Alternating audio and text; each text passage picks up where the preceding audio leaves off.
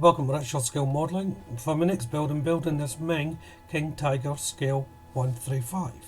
This video will probably be done in two parts. It's a little bit bigger build than I thought, and there's a couple of little problems with the kit along the way which I'll explain as I'm going along. So before I prime it, just quickly going through the sprues. It's your normal affair. These are all the wheels and suspension, and then we have the turret construction, top part of the top turret, the side of the hull and radiator grills, and of course the turret itself. Yeah. Also, we have the main hull, which the plastic is quite a good mould as well, which you would normally expect from Meng, and there's a little bit of flashing, but not much, not really worth mentioning, to tell you the truth. But as you can see, it's the basic standard of a tank kit.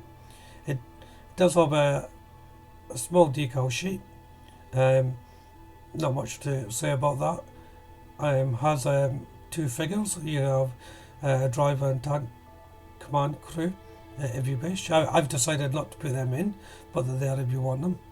And it has a little 4-inch sprue here as well for the radiators,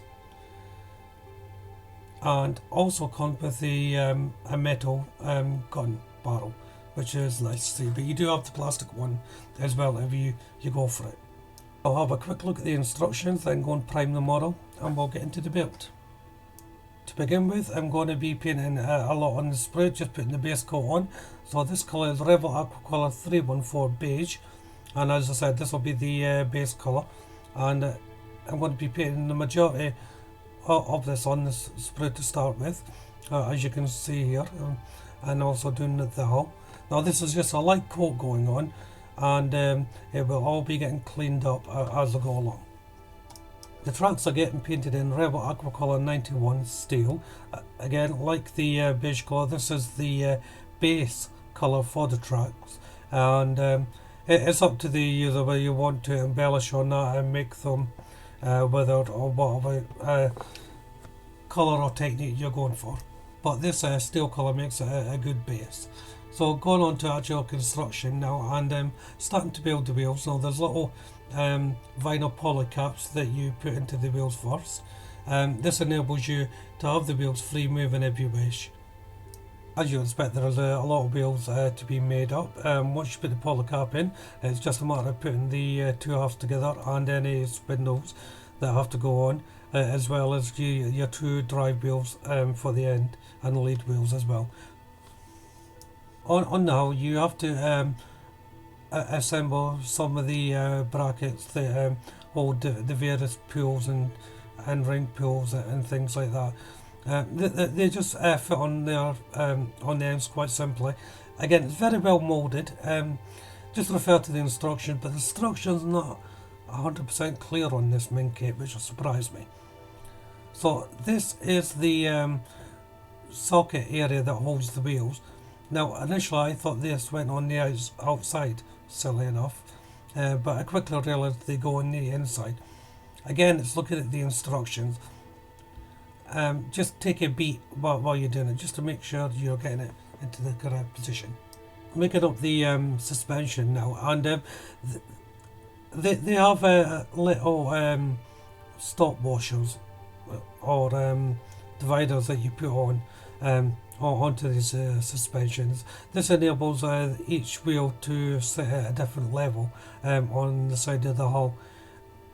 It's one every alternative arm, so if you get a bit confused, just do one alternative and you should be alright. So if you put the first one in, the other one doesn't have it, and so on. Now you've got to be careful when you put these arms on, because they actually go in opposite directions on each side of the hull. This is why I put up an extra from the instructions. One goes one way, one goes the other. It seems a bit silly if you've never built anything like this before, but they do work in alignment. For the rim of the tires, I'm using light colour black and rubber shades tire black UA733, and this gives it the rim a dusty look. the wheels just pop onto the suspension arms. You don't have to glue them because of the polo cap. If you wish them free moving, I'm not having mine's free moving, but I didn't glue them anyway because it's a really tight fit. There's no need for any cement at all. The drive wheel has a dual construction, so you put the spindle on first, which is a big fat piece, and then the actual wheel fits over the top of it. And then last to go on is the end leading wheel. Next is the rear panel. You can see there.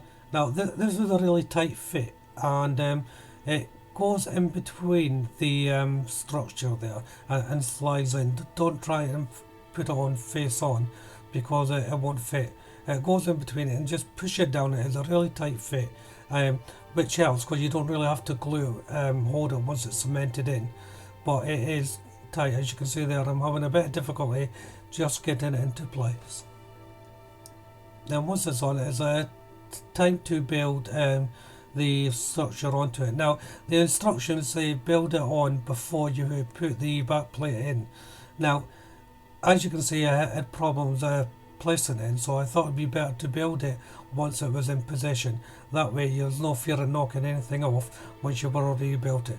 As you can see, there's a lot of very small parts that go on this, and they'll be easily to knock off. So it's better to put it on first, then build onto it. Making up the exhaust here, and they're painted in Red Aquacolor 91 steel, and it's just two halves put together with a thinner bit at one end. So it's just a little tube that goes onto the assembly part. Before I put it on, I'm just touching up some of the paintwork. This is a very light coat, just buffing it up really, because you don't want to try and paint this once the exhaust's on, because it'll be difficult to get into certain areas, so it's better to do it now before you place the exhaust on.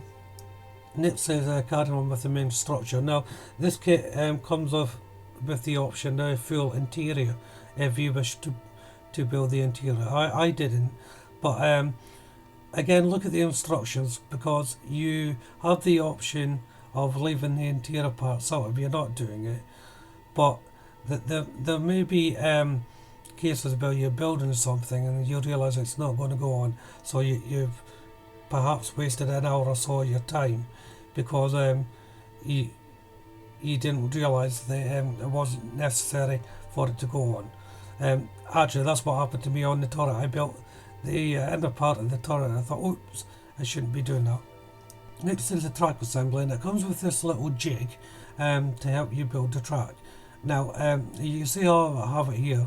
You just build in the track links into this jig, but I found actually it was better to reverse this jig, turn it upside down, and to build it. And the reason for that is because of cementing the links together. If you're not careful, you can cement the whole thing to the jig, which wouldn't be ideal, obviously. So I took the jig around and laid them on that way. It's the exact same shape and still conforms to the actual wheels of the tank. So it's not a problem. It was just easier this way because it has a little ridge on it. The part you've cemented won't touch the little jig. But again, in case of point of looking at the instructions, I painted this thinking that it was part of the assembly process, this little jig. Obviously you don't have to paint it because it's a tool for you to build the model. So once the track is semi-dry, the top part, it's time to place it on. Now I always say semi-dry on this because you want it to be able to move it into position and lay it down, because the nature of the wheels is suspension, which can move. You want it to conform to the track. Now because part of the track is one long piece, it doesn't have the sagging effect that you would probably like, but so you have to live with that, unfortunately. As you can see there, it's quite a straight part and it doesn't dip into the wheels. Next is to build the rest of the track. Now I found it easier to build this on the wheels itself. There's some people can build this off the wheel, but building them on the wheels and as you go around enables it to be in a stable position before you put the next link on. And same with the bottom. I didn't use the jig for the bottom part because I was building it onto the wheel, and that way it was easier to assemble the links. And then once you've got them closed, I'll just check for alignment, and you may have to move one or two little links if you feel you haven't got them in the correct alignment. So the next stage is the secondary part of the hull. This is an interior part. I'm not 100% sure whether you have to put this on here if you're not building the interior, but I felt that it did actually fit better together with this bit onto it anyway. Now there is a machine gun position that has to go inside it, but I had a look at it and I think it's better if I placed it the machine gun once everything was in situ and the model was almost built. That way you're not going to snap the part off by mistake. So I skipped the machine gun part and then just built the house in, which I'm doing here. So I just it's a little dome shaped thing with a little ball joint in the middle of it, which can move with two little holes. And if you build that up first and put it in, then the machine gun stem or barrel will just fit inside it when you're ready to put it in. Again, with the lower hull, the pieces are quite tight to fit in. You may have to open up the edges of the hull here just to get this top part to fit in. But it does go in. You don't really have to force it, but you may have to gently coax it in to get it to fit.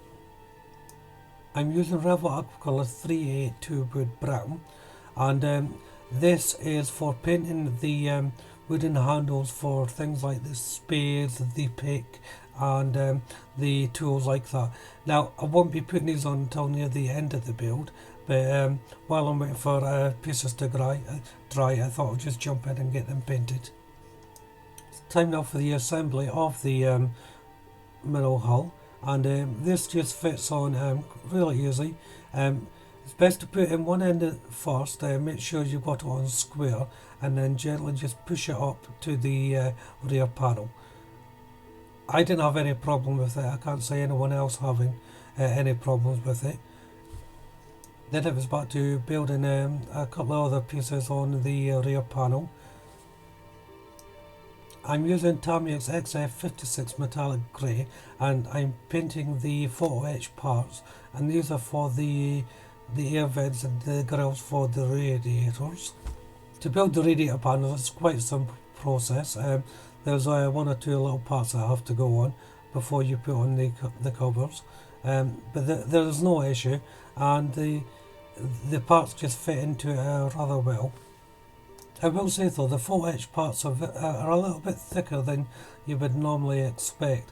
I did find it quite difficult cutting them off the sprue of this, because the area that you cut off is so tight I couldn't get in my side cutters in. My hobby knife blade wasn't strong enough to cut them off either, so I in the end used some very sharp scissors and cut around the part. Probably not the best way to do it, to be honest with you, but it was the only way I was able to take the parts off the sprue. So once the panel's built, dry fit them first before you put them in. They only go in one way really, but it's always best to make sure.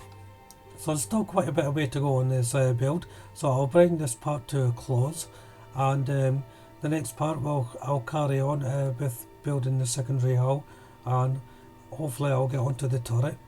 If you've enjoyed this video, why don't you check out my other videos on the channel. Subscribe to the channel for any upcoming updates, particularly to this build as well. But for now, thank you all very much for watching. Bye bye.